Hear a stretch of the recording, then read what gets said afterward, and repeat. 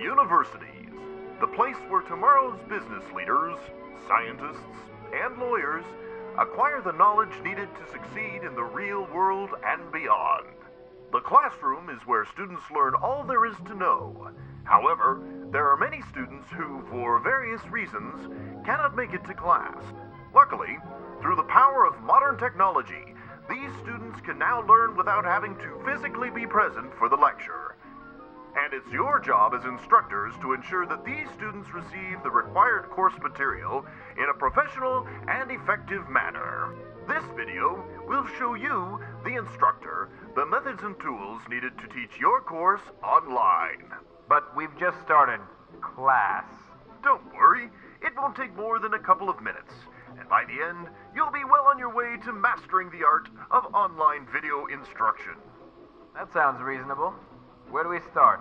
First, we'll go over the best methods for writing on a chalkboard or dry erase board. When writing on a chalkboard in a video capturing environment, you must first think of the board in terms of the video screen. Not everyone watching the video can see the entire board, so it's important to break the board into 5-foot wide sections. That way, the camera operator will be able to focus on a specific area, and you'll be able to avoid writing long equations, like teaching assistant Nathan Lehman. Long equations are difficult to frame, and therefore tricky to film. Always keep within a reasonable space so that the student watching online can see the entire equation. It is also important to keep your writing to the upper 2/3 of the board. Writing too low can cause some visual problems, such as this. And this. Camera operators will do their best to frame the entire board, but it's always a good idea to keep your writing to the upper 2/3 of the board. Next, it is important to write legibly and large. Small lettering is also difficult to film, so make sure that your characters are at least the size of your hand. Also, make sure that you apply enough pressure to the chalk or dry erase marker. Light writing should always be avoided. For those using a dry erase board, it is best to use a darker color of marker. Black and blue are the best. Other colors, such as green, orange, and yellow, are difficult to see and won't translate well on video. And please, whatever you do, don't use the dry erase markers on a chalkboard. That's just foolish. When writing, you will also want to step away from the board so that the camera can capture the written content. Standing in front of an equation will inhibit the learning of everyone, including those who are watching the online video.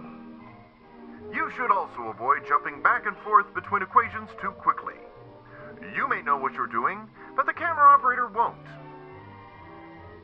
When referring back to board content, always take a moment and physically go over to the equation or information you are referring back to. It's tempting to point to an equation from a distance, but that is a useless gesture and will not translate on video. Just remember, taking the time to physically go back and forth to your board content will ensure that the information is translated to the students in a visually pleasing manner. It's also great for burning calories. That's good to know. You know, after a couple of cups of coffee, I tend to get a little. Now let's talk about PowerPoint presentations. Many of you will be tempted to continue making slides the way you've always done.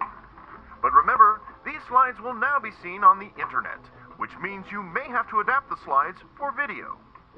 First, keep it simple. Slides that are too busy will be difficult to see online. Second, always use sans serif fonts such as Helvetica and Arial. They are easiest to read and look good on video. For font size, use at least 40-point for slide titles and 32-point font for subheadings. You should also use a minimum font size of 24 for slide content. If the font size is too small, the information will be lost to the viewer. Third, reduce glare by using a dark background with white text colors or white background with dark text colors. Avoid using red text on a blue background, blue text on a red background, or white lettering against a yellow background. These color combinations can cause unnecessary eye strain, and in some cases, can even be lethal.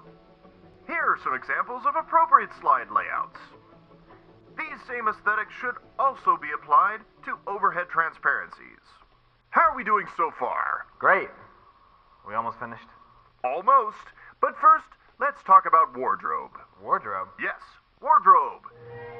When presenting on video, you should never wear just white, or anything with thin striping. Any solid color or print will do just fine.